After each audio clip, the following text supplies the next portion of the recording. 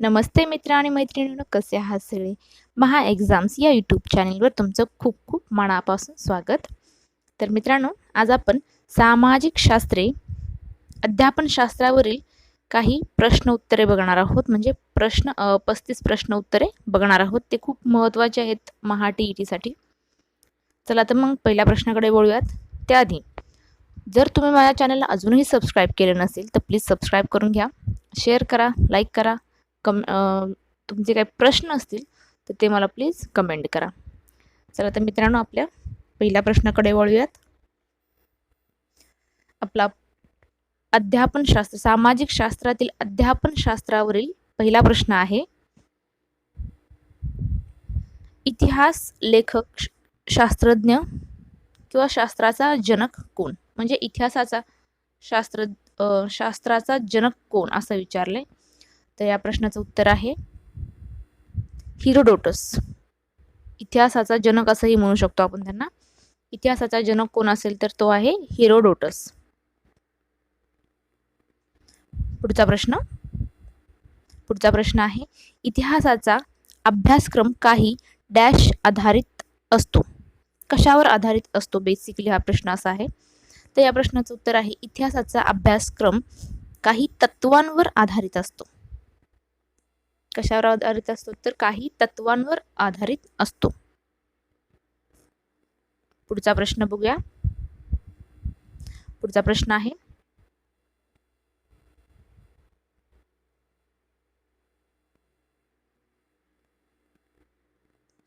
कोणत्या संस्थेने आशययुक्त अध्यापन पद्धतीचा विचार प्रथम मांडला? कोणत्या संस्थेने? तर या प्रश्नाचं उत्तर आहे राष्ट्रीय शैक्षणिक संशोधन व प्रशिक्षण परिषद. राष्ट्रीय शैक्षणिक संशोधन व परीक्षण परिषद या संस्थेने आशययुक्त अध्यापन पद्धतीचा विचार सर्वप्रथम मांडला. पुढचा प्रश्न बघूया. अध्ययन प्रक्रिया ही असावी. कशी असावी? तर विद्यार्थी केंद्रित असावी. अध्ययन प्रक्रिया ही विद्यार्थी केंद्रित असावी. पुढील प्रश्नाकडे वळूयात. राष्ट्रीय शैक्षणिक धोरण 1986 नुसार अभ्यासक्रमासंदर्भात एकूण किती गाभा घटक सूचित केले आहे? गाभा घटक विचारलेले आहे. तर या प्रश्नाचं उत्तर आहे 10. राष्ट्रीय शैक्षणिक धोरण 1986 नुसार अभ्यासक्रमासंदर्भात एकूण 10 गाभा घटक सूचित केले आहे. पुढच्या प्रश्नाकडे वळूयात. अध्यापनाची उद्दिष्टे साध्य करण्याचे साधन कोणते? तर या प्रश्नाचं उत्तर आहे अध्यापन पद्धती. अध्यापनाची उद्दिष्टे साध्य करण्याचे साधन हे अध्यापन पद्धती आहे. पुढचा प्रश्न बघूया. अमेरिकन शिक्षण तज्ञ यांनी शिक्षण क्षेत्रात प्रकल्प पद्धती सुरू केली. तर या प्रश्नाचं उत्तर आहे जॉन डुई. अमेरिकन शिक्षण तज्ञ जॉन डुई यांनी शिक्षण क्षेत्रात प्रकल्प पद्धती सुरू केली. कोणती? तर प्रकल्प पद्धती. पुढच्या प्रश्नाकडे वळूयात. पुढील प्रश्न आहे, कथाकथन पद्धतीची पुढची पायरी असे कोणत्या अध्यापन पद्धतीला म्हटले जाते? इतिहास शिकवताना आपण ज्या वेळेला कथाकथन पद्धतीचा वापर करतो त्यावेळेला पुढची पायरी असे कोणत्या अध्यापन पद्धतीला म्हटले जाते? तर कथन पद्धतीला पुढची पायरी असे म्हटले जाते.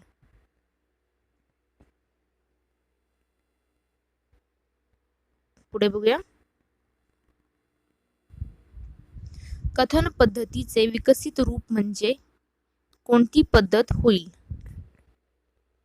तर कथन पद्धतीचे विकसित रूप म्हणजे चर्चा पद्धती. कथन पद्धतीचे विकसित रूप म्हणजे कोणती असेल पद्धती, तर चर्चा पद्धती. पुढचा प्रश्न,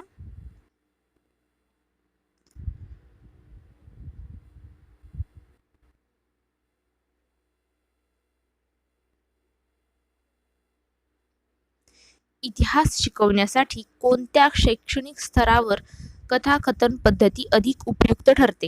आपण इतिहास शिकवताना कथाकथन पद्धतीचा वापर करतो. मग ही पद्धत कोणत्या स्तरावरील मुलांना किंवा कोणत्या स्तरावरील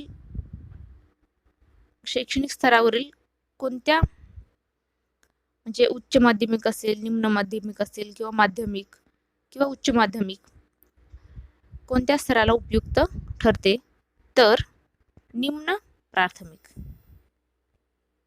इतिहास शिकवताना निम्न प्राथमिक शैक्षणिक स्तरावर कथाकथन पद्धती अधिक उपयुक्त ठरते.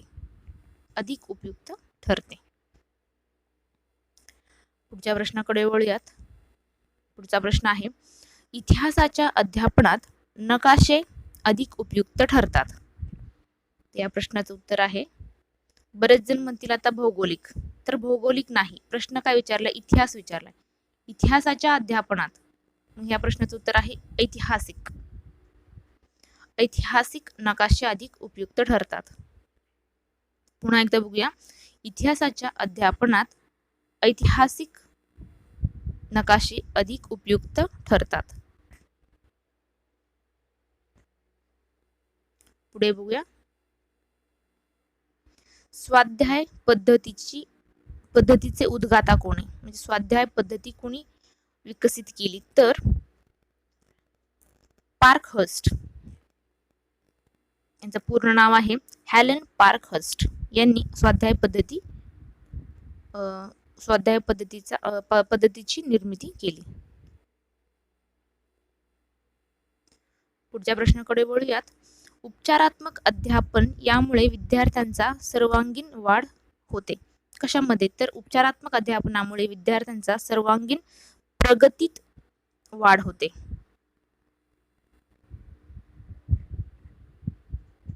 तर प्रगती हे त्याचं उत्तर आहे. पुढे बघूया, पुढचा प्रश्न, प्रकल्प पद्धतीचा जनक कोण? तर प्रकल्प पद्धतीचा जनक आहे डॉक्टर किलपॅट्रिक.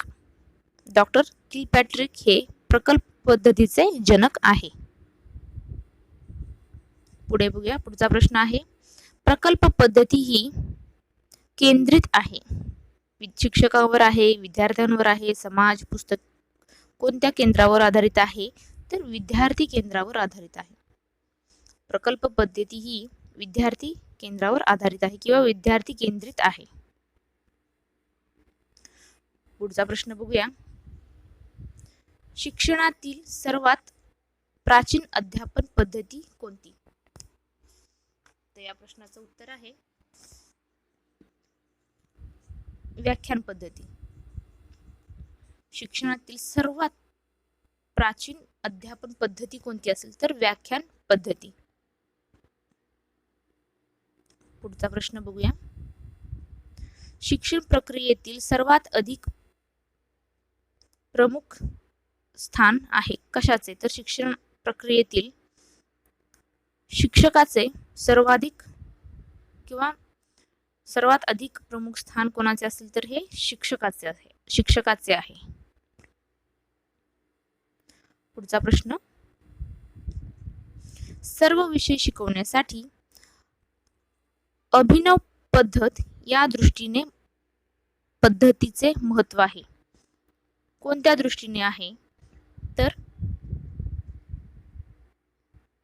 डाल्टन. सर्व विषय शिकवण्यासाठी अभिनव पद्धत या दृष्टीने डाल्टन पद्धतीने महत्त्वाचे आहे. कोणत्या पद्धतीने महत्त्वाचे असेल? तर डाल्टन पद्धतीचे महत्त्व आहे. पुढचा प्रश्न, दूरदर्शन हे साधन आहे.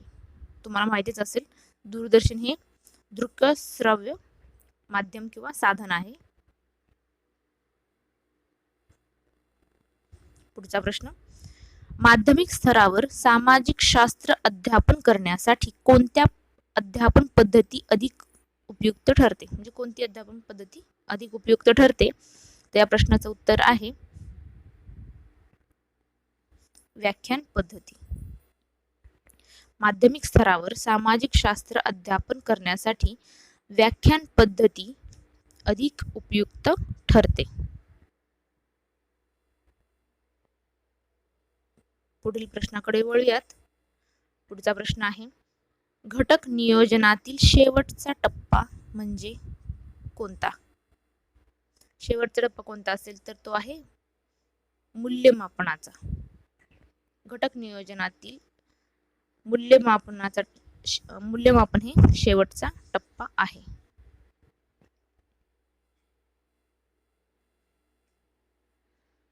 आता पाठ नियोजनाची शेवटची पायरी कोणती असेल तर स्वाध्याय. स्वाध्याय हे पाठ नियोजनाची शेवटची पायरी आहे. पुढचा प्रश्न बघूया. क्रीडन पद्धतीचा जनक कोण? तर कॉल्डवेल कुक हे क्रीडन पद्धतीचा जनक आहे. पुढील प्रश्न नकाशावर कोणती दिशा दाखविण्यासाठी बाणाची खूण असते? नकाशावर कोणती दिशा दाखवण्यासाठी बाणाची खूण असते? तुम्ही जर नकाशा बघितला तर त्यामध्ये एकच खूण असते बाणाची, तर ती आहे उत्तर दिशेची. नकाशावर उत्तर दिशा दाखवण्यासाठी बाणाची खूण असते.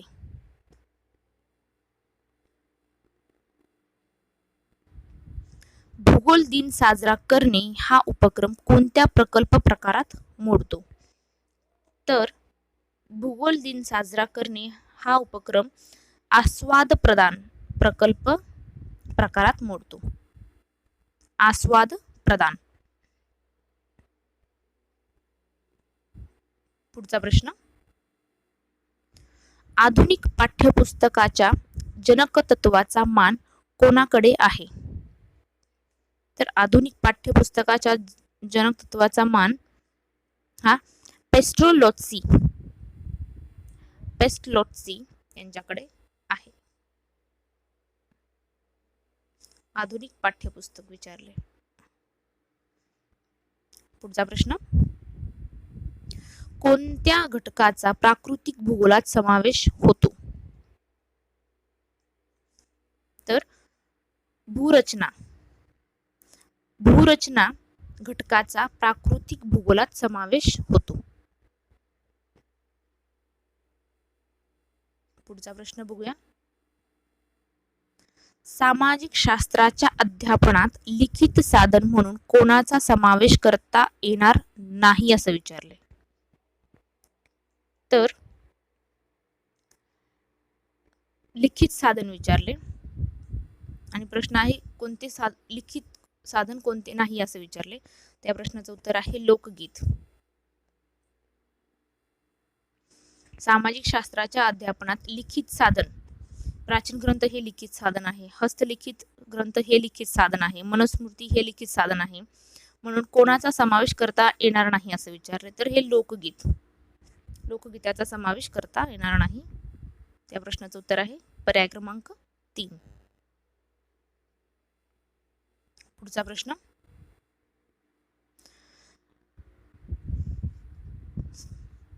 सॉरी ते बखरी पाहिजे होतं. बखरी व आत्मचरित्र ही इतिहासाची साधने आहे. कशाची आहेत? तर ही लिखित स्वरूपाची आहेत. बखरी व आत्मचरित्र ही इतिहासाची लिखित साधने आहे. पुढचा प्रश्न बघूया. इयत्ता म्हणजे इयत्तामध्ये कोणत्या इयत्तेत असं विचारले?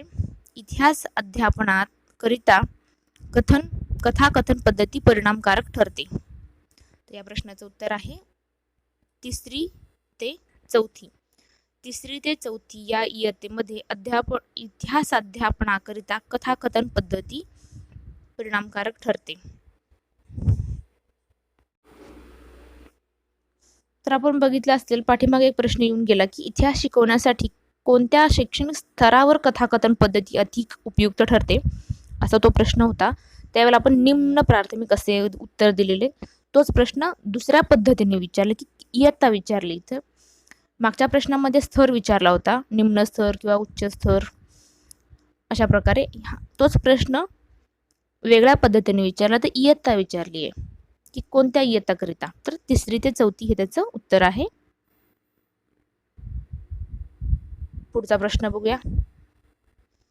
पुढचा प्रश्न आहे परीक्षा हे कोणत्या प्रकारचे मूल्यमापन साधन आहे. तर आपल्याला सर्वांनाच माहिती आहे या प्रश्नाचं उत्तर आहे संख्यात्मक. परीक्षा हे संख्यात्मक प्रकारचे मूल्यमापन साधन आहे. पुढचा प्रश्न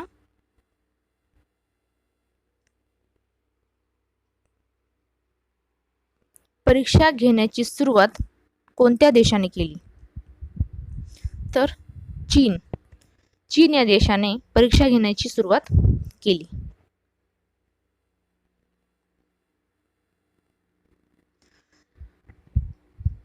इतिहास शिक्षकाला डॅश निर्मितीचा कृती सत्रात सहभागी होणे महत्त्वाचे आहे. तर साहित्य निर्मितीच्या कृती सत्रात सहभागी होणे महत्त्वाचे आहे. पुढील प्रश्न बघूया.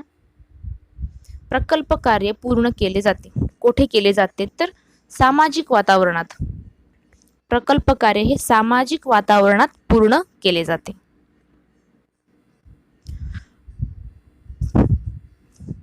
पुढचा आणि शेवटचा प्रश्न इतिहास शिक्षकाला कशाचे ज्ञान असणे आवश्यक आहे. तर या प्रश्नाचं उत्तर आहे इतिहास शिक्षकाला मानसशास्त्राचे ज्ञान असणे आवश्यक आहे. तर मित्रांनो आजचा व्हिडिओ तुम्हाला कसा वाटला नक्की कमेंट करून कळवा. जर तुम्ही माझ्या चॅनलला अजूनही सबस्क्राईब केले नसेल तर प्लीज सबस्क्राईब करा. व्हिडिओ आवडला असेल तर लाईक करा. तुमच्या मित्रमैत्रिणींना हा व्हिडिओ शेअर करा. तसेच काही प्रश्न असतील तर कमेंट करा. चला तर मित्रांनो थांबूया इथेच. भेटूया पुढच्या व्हिडिओमध्ये. तोपर्यंत धन्यवाद.